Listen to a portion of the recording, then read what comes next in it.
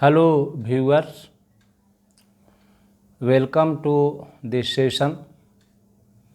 I am going to talk about a Tale of a Tub by Jonathan Swift as an allegory. An allegory is a genre of literature which deals with a story or a story that resembles some other story or some other person or thing. Such a genre of literature is called allegory. A Tale of a Tub is also an allegory.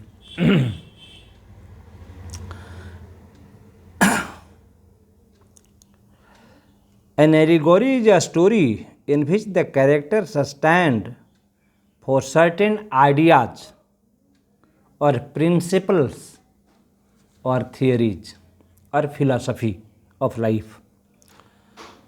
Jonathan Swift tells us in the Tale of a Tub the story of a father who gives his three sons coats and give them his will, in which he noted details, instructions regarding the use of the coats. Here the father stands for God. The sons such as Peter, Martin and Jack represent three different kinds of Christianity.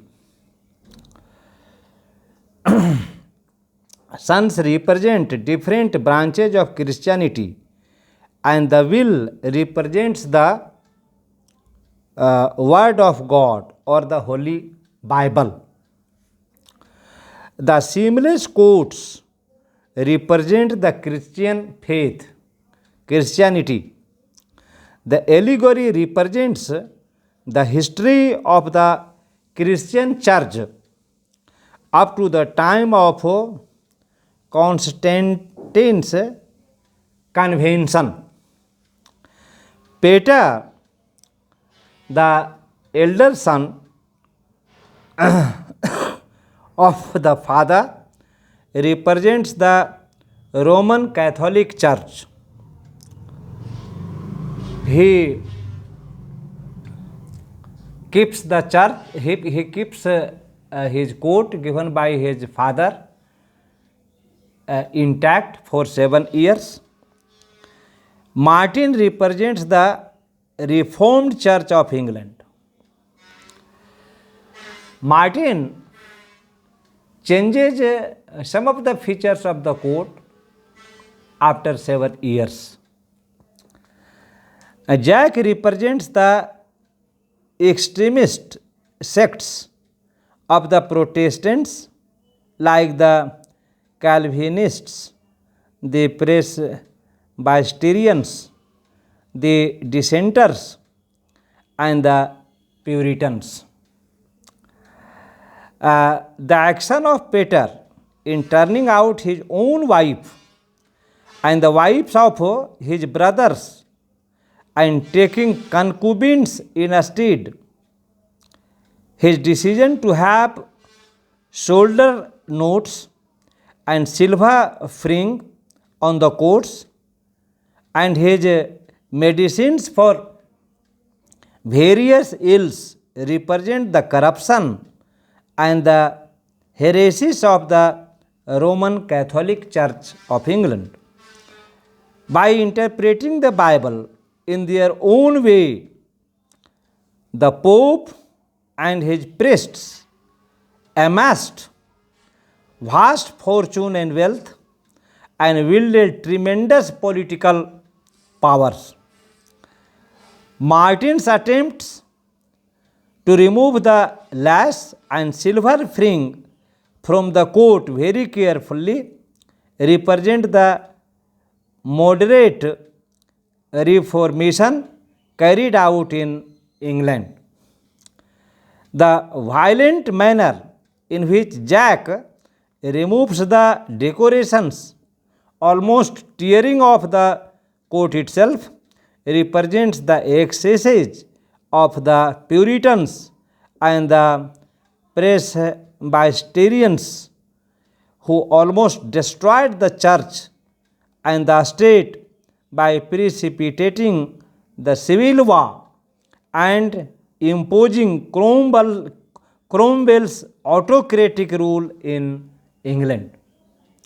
Swift thus brings out the moderate and reasonable position of the Church of England between the extremes of the bigotry and the corruption of the Roman Catholics and the destructive enthusiasm of the dissenters and the Puritans. Sources of the allegory. In his observations, Watton said, the author's wit is not his own in many places. In his apology, Swift replied that through the whole book he had not borrowed one single hint from any writer in the world. While it is true that all the wit and learning that dazzle us in the tale are Swift's own, it is probable that Swift got a rough idea of the allegories from earlier books. Number 1, there is an old allegory of 3 rings. The father gives 1 ring each to his 3 sons. Only one of the rings is genuine, and the honor of the genuine ring is to inherit the father's wealth, property. The rings are alike, and each son thinks that his ring is the genuine one. The story reappears in Boccaccio's Decameron and also in Gesta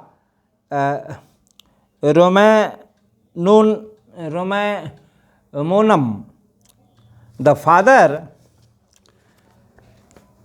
is God, and the 3 rings represent the Jewish, Christian and Muslim religions. In this story, there is of course the idea of father bequeathing something to each of his 3 sons. But in all its detail, Swift's allegory is very different from this one. Thus, it is clear that